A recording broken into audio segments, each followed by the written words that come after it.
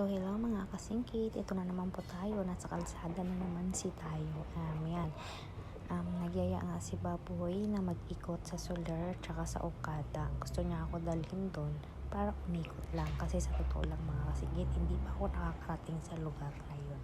And yan nga, pag out namin sa trabaho, nakahibigan na rin namin ni Baboy na mag-ikot sa mga lugar na hindi ko pa napupuntahan.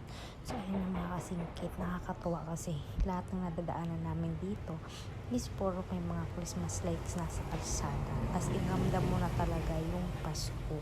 And ilang araw na lang siya mga kasingkit. So ayan nga, nasa Soler na tayo mga kasingkit. And ayan, yung ano nila sa Soler.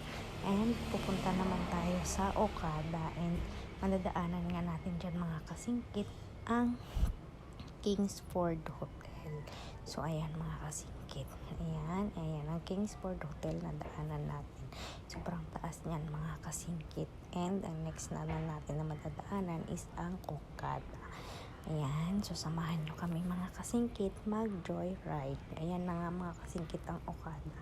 Sobrang ganda and sobrang laki pala niyan mga kasingkit sa Okada. So ayan siya.